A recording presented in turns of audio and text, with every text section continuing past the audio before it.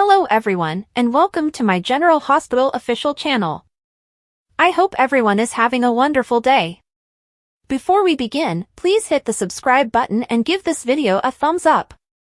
As Jason was watching Drew's acceptance speech at the Brown Dog, Michael strolled in and offered to pay the bartender to turn it off. Jason was perplexed and told Michael that he suspected Michael and Drew were close. "We were until he started kissing my wife," Michael explained. Jason was taken aback by the news and inquired whether Michael and Willow were experiencing problems. Michael described how he discovered Drew and Willow had kissed, went immediately to the Brown Dog, and ran into Sasha. "I slept with Sasha, so now I made everything worse, and now I think my marriage is over," Michael told me. Michael explained that he and Willow were constantly lying to one another and did not trust each other.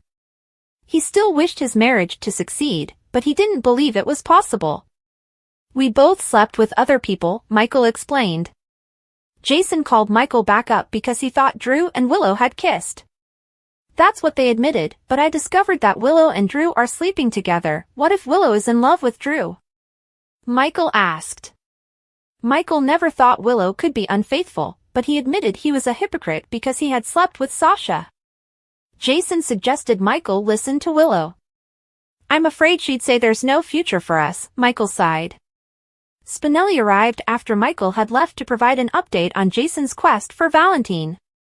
Jason believed they should focus on Brennan. Spinelli lamented that Sam would be ideal for this role.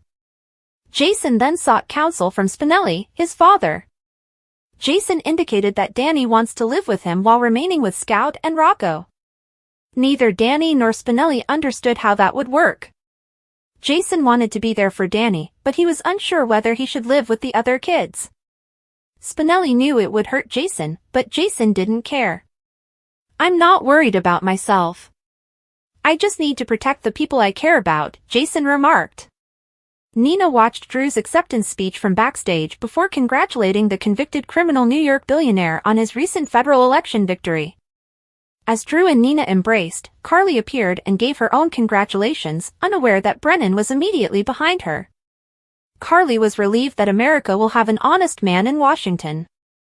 Carly then introduced Brennan and Drew. Later, Brennan speculated that Drew may have used Carly as a political stepping stone when they were involved last year. Carly was immediately outraged, reminding Brennan that Drew had gone to prison to save her. Drew never imagined he'd go to prison.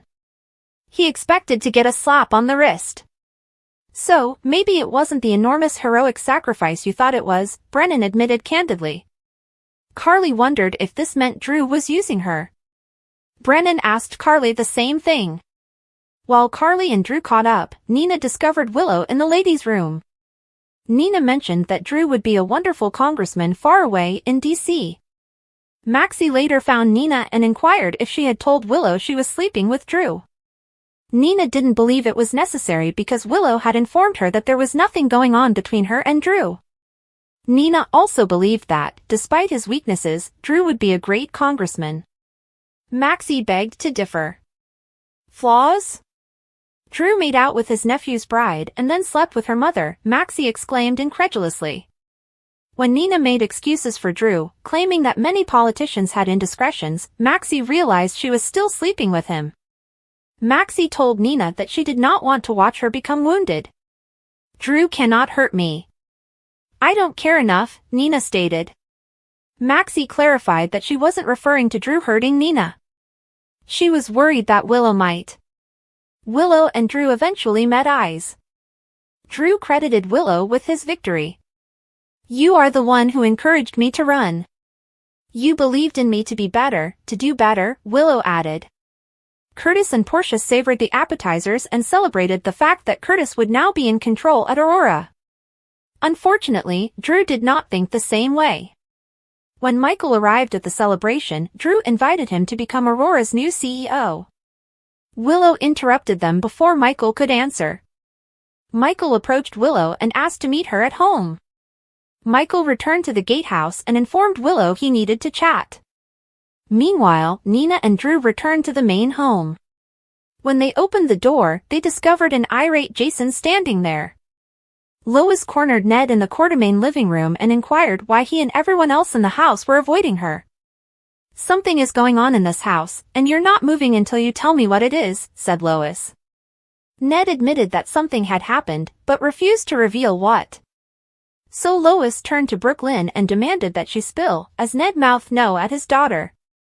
Brooklyn admitted she knew the secret, but she refused to tell Lois because Lois couldn't keep a secret.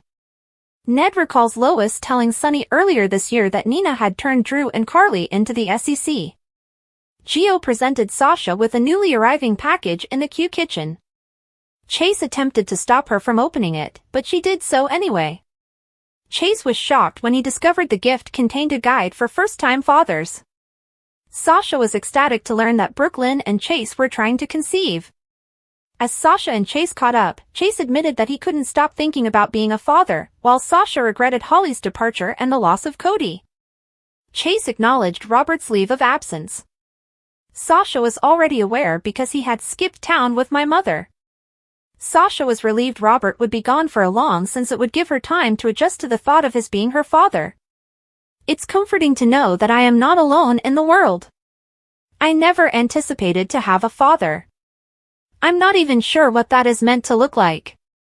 Brooklyn soon came and noticed Chase's fatherhood book on the counter. He admitted that Sasha knew they were trying to conceive a baby. Sasha swore to keep the news a secret.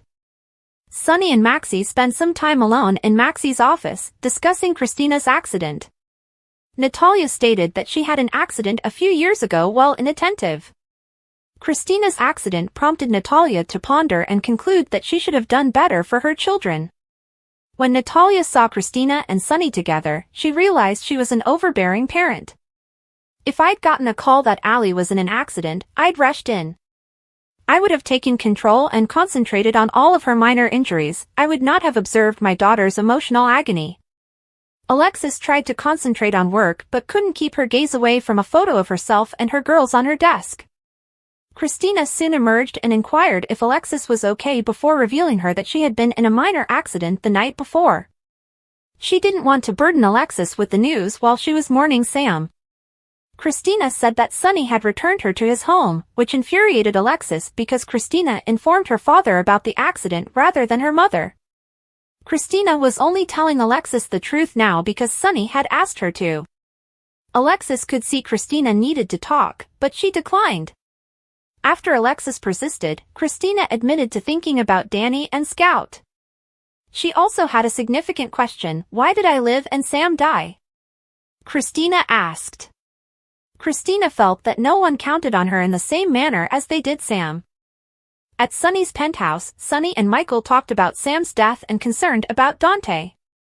Sonny asked Michael what else was on his mind. "My marriage," Michael announced. Michael didn't go into depth, but he did tell Sonny that he and Willow were having difficulty. "I'm afraid what I thought Willow and I had was just an illusion," Michael told me. Natalia called, interrupting the chat. She invited Sonny to see her and Christina since Christina needed her father. Willow opened her front door to Drew and quickly informed him that he could not be there.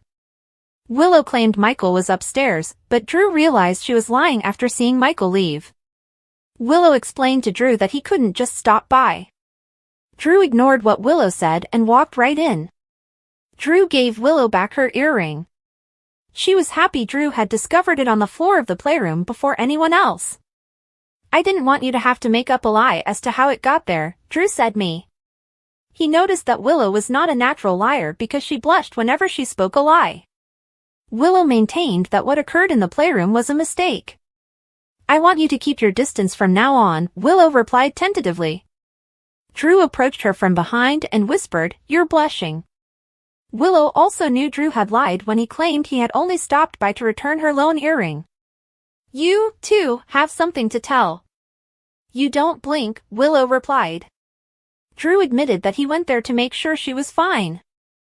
"I'm fine, but I don't think it's good for us to be friends anymore," Willow told me. Drew was saddened to have lost a friend, which affected Willow's hurting heart. She knew Drew was going through a terrible period and inquired about Scout's feelings.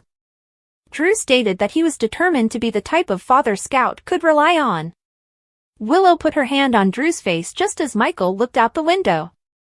Michael promptly took up the phone and contacted Diane to schedule a meeting regarding his marriage. Natalia called for aid from the side of the road following a car accident. When she checked on the other driver, she discovered Christina in the passenger seat, with the airbag deployed. Christina claimed that she did not need an ambulance. Christina appeared shaken up but said that she was distracted. Natalia had learned of Sam's death and expressed her condolences to Christina. While Natalia and Christina waited for Sonny, Christina revealed that she had went to Adela's cemetery. While I was there, I recognized that I would soon be visiting Sam there as well. I lost both my sister and my baby.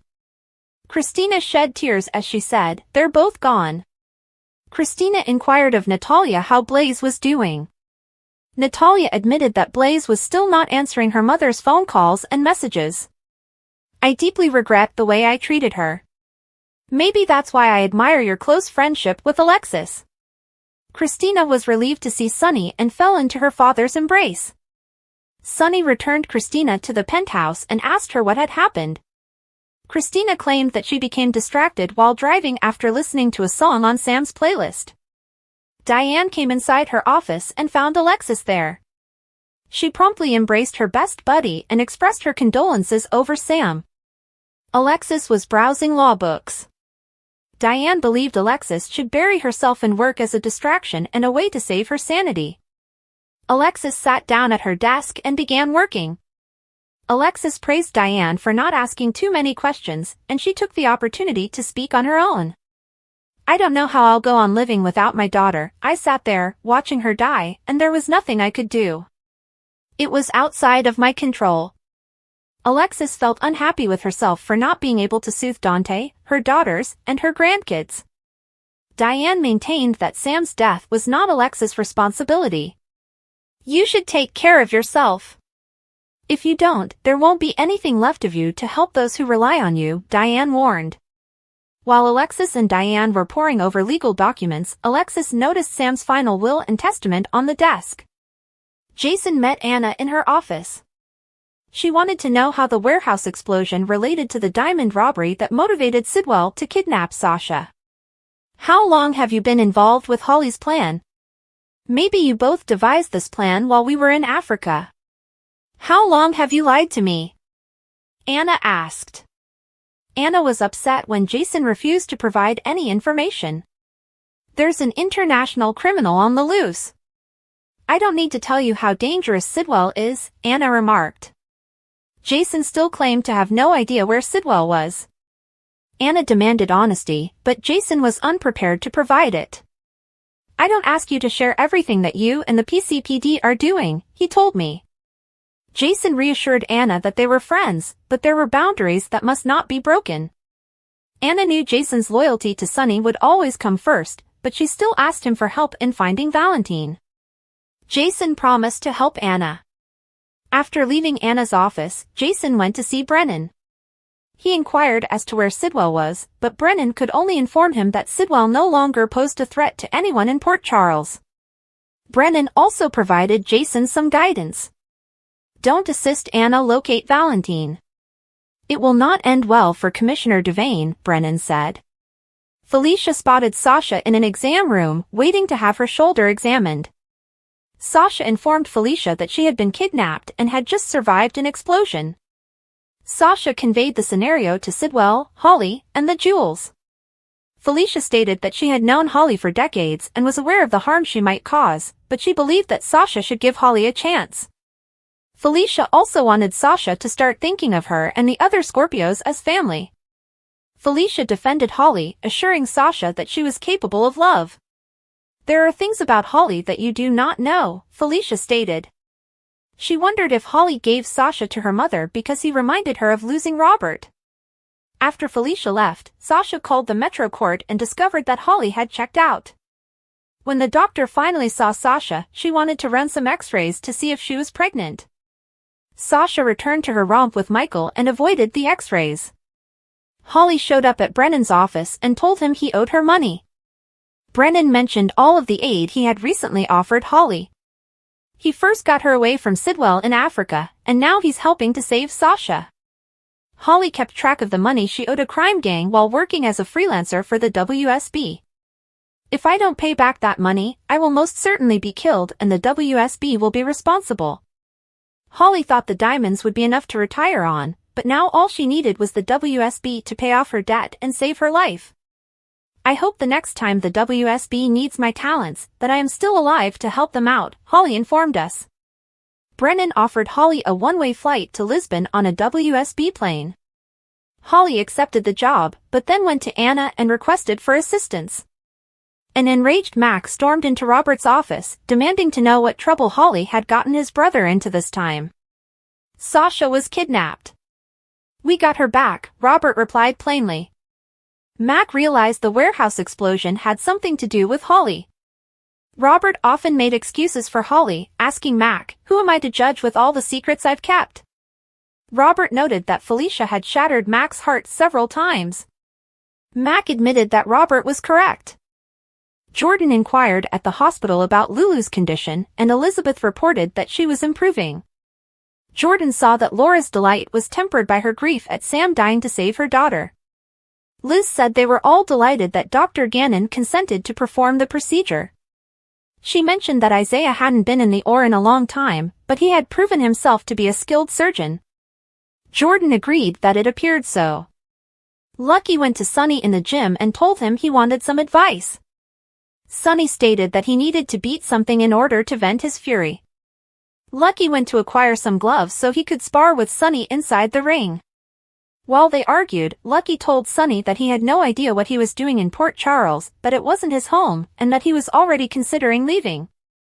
Lucky remarked that he felt like he had a purpose while he was out in the world, but he didn't believe he could make a difference in PC. Sonny asked Lucky whether he was concerned about leaving his family behind again. Sonny wondered who would be waiting for Lucky if he went to Africa. Lucky explained that he simply hops off the plane and jumps in where needed. Sonny wondered what the rush was. They discussed Laura and Lulu, as well as how some individuals in town, such as Aiden, wanted him to stay. "He's used to me not being around," Lucky explained. "That's not a great thing, is it?"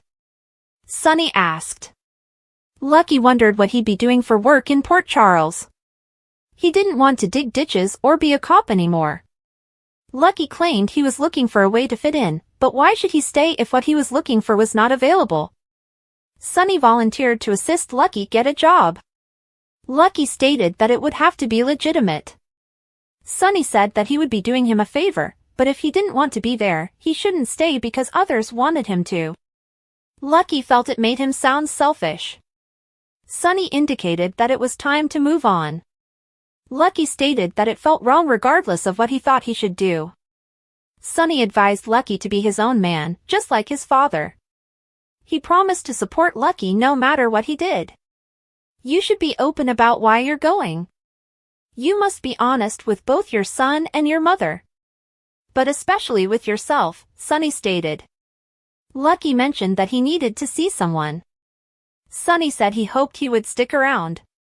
After Lucky left, Sonny called and requested someone to arrange something for an old friend. In her office, Isaiah addressed Dr. Randolph and inquired as to why she had called him. He wondered whether something was wrong with Lulu's rehabilitation. Instead, she offered him a job. Isaiah was taken aback, but stated that he would not hesitate to analyze the contract. "We're willing to do whatever it takes to keep you at GH, Terry told me." Liz stepped in after Isaiah left to provide an update. She pledged to keep it a secret and was thrilled to learn of Dr. Gannon's employment offer. Terry mentioned that Lucky would be pleased if his best friend accepted the job and remained in Port Charles.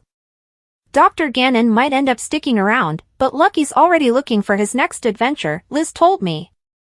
Elizabeth didn't understand why Lucky thought he wasn't useful to anyone. She mentioned how he was there for his mother and Isaiah, as well as how he stepped up to help Aiden. "When it gets genuine, Lucky takes off." "I shouldn't have been surprised," Liz explained. She stated she was furious at herself for believing that this time may have been different and Lucky would have stayed. Elizabeth stated that she wished he would stay and imagined her boy having a father and herself having a co-parent. Terry wondered if she hoped to have Lucky as a partner. Liz admits to having strange, contradictory feelings about them being a family. Elizabeth told Terry that it wasn't fair to her or Aiden if he wasn't going to stay and establish a life there, he should leave. Jordan and Isaiah crossed paths in the hospital hallway. He told her that Dr. Randolph had offered him a job at GH, but he was unlikely to accept it. Isaiah stated that while 500 people in the country might have performed Lulu's surgery, he was one of the few making a difference in Africa.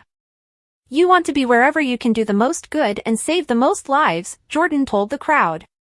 She pointed out that he believed he was the best in the country, therefore that would be the or. Isaiah invited Lucky to meet him at the hospital. He informed him that he was about to ask him to return to Africa, but he had recently been offered a position as a surgeon at the hospital. Lucky believed it was an excellent opportunity. Isaiah inquired as to whether Lucky planned to stay, but he was unsure. Anna asked Felicia in her office if Robert had informed her of his leave of absence. Felicia assumed he was on a well-deserved holiday. Anna told him Holly was in a lot of difficulty, and they both left town at the same time. So what are the chances you think that he'll have a relaxing holiday? Anna wanted to know. Felicia inquired whether Sasha was really Anna's concern or if she had feelings for Robert. Anna expressed concern that Robert would hurry to save Holly and run into her arms, just for Holly to find another reason to avoid making a meaningful commitment. Felicia told out that Robert didn't simply go to save Holly, he departed to save Sasha's mother, which may change things. Anna wasn't sure they'd be gone long because they wanted to create a bond with their daughter. Felicia explained that she and Anna were aware of this, but Sasha was not. As they exited the office, Felicia saw how many Scorpio family members Sasha now had. Anna assumed Sasha had no idea what it was like to have a large family, but Felicia was convinced that this was about to change. Carly went to Jason's and reported that Christina had told her she saw him walking through the diner, and he appeared to have been in an accident. Jason said he was all right, but grudgingly acknowledged that he had a fight with Drew.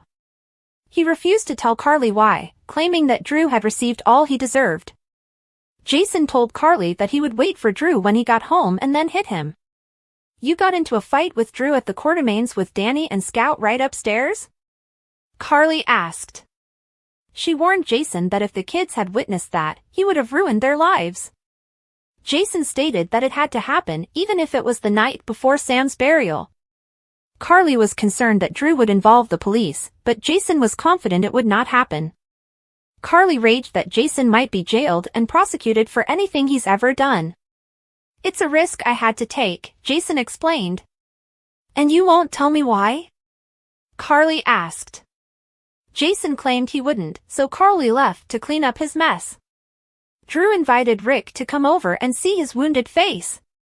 Drew informed him that he and Jason had a quarrel. Rick laughed and added, "Please tell me we are filing charges." Rick claimed that his mutual dislike for Jason made him the ideal candidate to represent him. Does that mean that attorney-client privilege is in effect? Drew asked. Absolutely, Rick replied with a grin. Drew informed Rick that there was something he should know. The reason Jason attacked me is because I've had some involvement with Michael's wife, Willow, Drew told me. He stated that all Jason knew was that he and Willow had kissed, which he informed Michael when Ned attempted to blackmail Drew. Okay, so we got blackmail, we got assault, Rick said. Drew explained that all he wanted was for it to end. He asked Rick to make a deal with Jason that would put the incident behind them as long as Jason kept silent about what he knew. Rick recognized Drew's desire to prevent a scandal. Drew claimed he could handle a scandal, but Willow should not have to. Rick believed Jason should be imprisoned, but Drew insisted that he attend his son's funeral instead. Rick pondered what would happen if Chase found out, as he would want to play by the rules. Drew said he'd speak with Chase and explain him it was just a personal misunderstanding that had gotten out of hand, and the police didn't need to be involved. Drew again pushed Rick to make a deal with Jason. Rick claimed he couldn't do it since Drew wasn't being honest with him. Half-truths may work with Michael, but judging by the look on your face, they might not. But I need all of the facts, Rick stated, adding that he wouldn't be able to represent him without the full picture. Drew admitted that he and Willow had slept together. Rick began taking images of Drew's face for evidence. He stated that Drew may not always be a politician, but Jason will always be his tenacious brother. Rick believed Jason was waiting for another opportunity to assault Drew and that attempting to gag Jason would just irritate him worse. So if you won't reconsider and put Jason in prison where he belongs, then at least you'll be ready for what comes next, Rick argued. Drew answered the door, and Carly pretended surprise at his damaged face. He said they were both aware she was there to protect Jason. Carly explained that he and Jason were brothers. Drew informed her that he was not going to seek charges. Carly insisted that Jason attend Danny's funeral for his sake. Drew and Carly began arguing about how she always chose Jason's side above anyone else's. Now he attacked me unprovoked with our children upstairs, and you are still defending him. Drew told her, "You always will." Carly informed Drew that Jason claimed it was not unprovoked and that Drew deserved it. She observed that Jason does not act like that without a solid cause, so Drew must have given him a particularly good one. Jason opened the door for Rick and asked what he wanted. Rick strolled in and announced that he was come to propose a deal. "I'm going to draft an NDA. You're never to explain why you attacked Drew Quartermain, and in exchange, he won't press charges," Rick stated.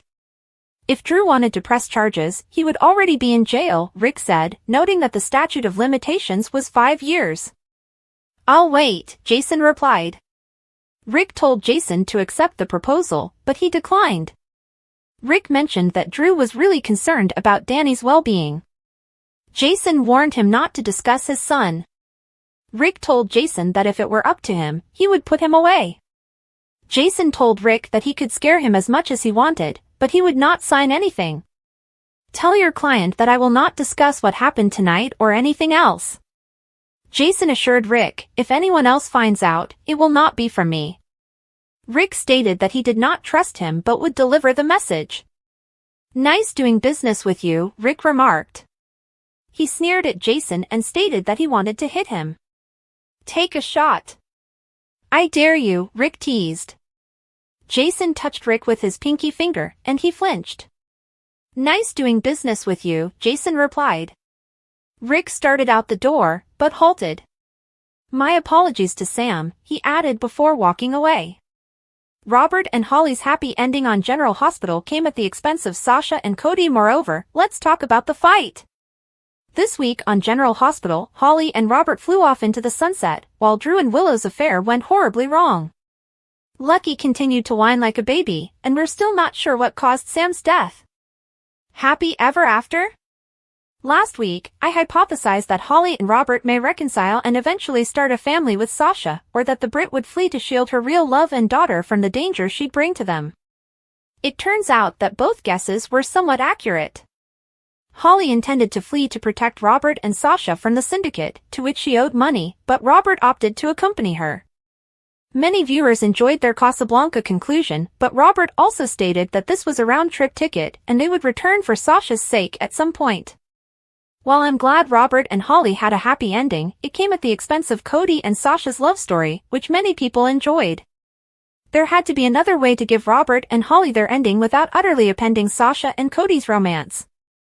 Plus, what was the point of revealing them as Sasha's parents only to have them fly away and leave her behind? Also, if Anna's concerns are realized and Robert returns home without Holly because she fled to pull another con, Sasha and Cody fans will be disappointed twice. Diane and Robert's final talk regarding their relationship was one of the most moving aspects of the storyline's climax for me. She told him she deserved someone who looked at her the same way he looked at Holly, to pursue Holly, and that love is never wrong. In that moment, I felt for Diane since she knew she'd always come in second to Robert. A brotherly beatdown. Michael should definitely avoid the Brown Dog Bar because he always gets into problems. This week, he opened out to Jason about Willow and Drew's affair. Drew was beaten to a pulp by Jason after returning home from his great congressional win, and he, Nina, and Willow had no idea why. Drew later assumed Jason knew about the kiss, but Jason knows so much more. It was an incredible beatdown, yet it was over before it really began. Oh, and so much for Drew's Navy SEAL talents. What could have been more satisfying than that fight? For the truth about all the affairs to be revealed. Carly dashed between Jason and Drew in search of an explanation for why they argued, but none of them could provide one. That must have annoyed Carly. She appears to be the type of person that suffers from migraines when they don't fully understand what is happening. And, while I would have liked Drew chastising her for defending Jason regardless of what he does, he is not in a position to judge and teach. Carly is likely to punch Drew if she discovers he slept with Michael's wife. I wouldn't mind if that happened. After surviving the warehouse explosion, Sasha was examined at the hospital but declined x-rays when asked if she was pregnant. Yes, we knew it was coming. So why hasn't there been a pregnancy test yet? And how long before Willow gets morning sickness? One or both of these ladies will become pregnant, especially because no one has admitted or exposed their affairs yet. Of course, next week is Sam's funeral, and what's a soap funeral without a bombshell revelation? Other storyline ponderings. Thank you, Sonny, for informing that whiny crybaby Lucky that he may return to Africa if he wants. Before Sonny spoke with him, Elizabeth was a total badass, giving him the riot act for taking the coward's path and once again fleeing his obligations to Aiden. Seriously, I can't take hearing Lucky say, "What's there for me to do in Port Charles?" one more time. I'm not sure, Lucky, but maybe you should finally stand up and be a parent, getting to know your son. Thanks for watching. If you like this video, so please don't forget to subscribe my channel and don't miss any update.